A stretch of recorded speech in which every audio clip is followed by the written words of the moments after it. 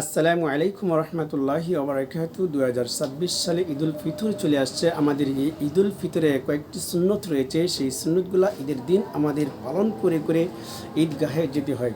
সর্বপ্রথম আমরা ঈদের দিন সকাল সকাল উঠব এবং সকাল সকাল উঠে পাক সাফ হয়ে এবং সর্বপ্রথম মিষ্টি মুখ করবেন ইনশাআল্লাহ। মিষ্টি মুখ করে যে কোনো খেজুর অথবা মিষ্টি দিয়ে মিষ্টি মুখ করা সুন্নত, নবীজির সুন্নত।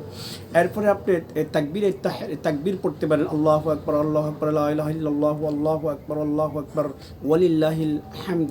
আরও অনেকগুলো সুন্নত রয়েছে। আল্লাহ রাসূল সাল্লাল্লাহু আলাইহি ওয়াসাল্লাম এক পথে যেতেন, আরেক পথে আসতেন। এরকমভাবে মানুষের সাথে ঈদগাহে একে অপরের সাথে খোঁজখবর নিতেন এবং গরিবদেরকে সদকা যারা ঈদের আগে দিয়ে দিতেন, ঈদুল ফিতরের যে সদকাটা সেটা দিয়ে দিতেন। আর বিশেষ করে ঈদের যে সদকাটা, এই সদকাটা ঈদের আগে দেওয়াটাই সবচেয়ে উত্তম।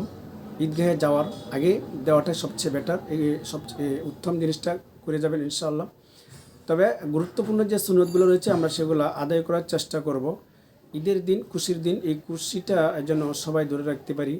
যেমন এতিম যারা আছে তারা কিন্তু প্রতিবেশীর সাথে খাপ খেতে পারে না, অর্থাৎ প্রতিবেশী যারা আছে এতিমদেরকে অনেকে আমরা কী করি না, খোঁজখবর নেই না।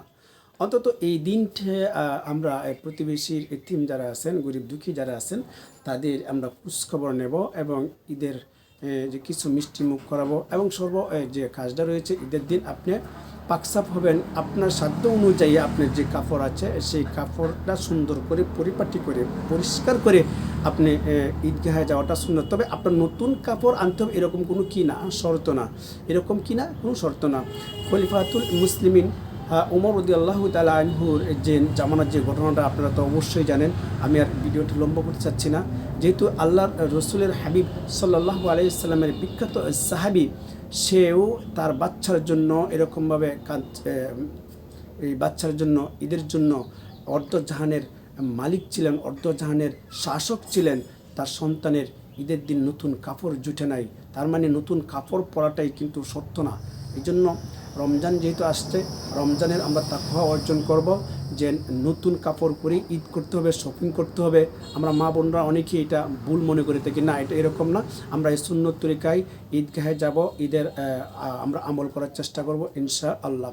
প্রিয় দর্শকবিন্দু, আজকের এই ভিডিওটি আপনাদের কাছে যদি বিন্দু পরিমাণ ভালো লেগে থেকে আপনার কমেন্টে মতামত জানিয়ে যাবেন ইনশাআল্লাহ।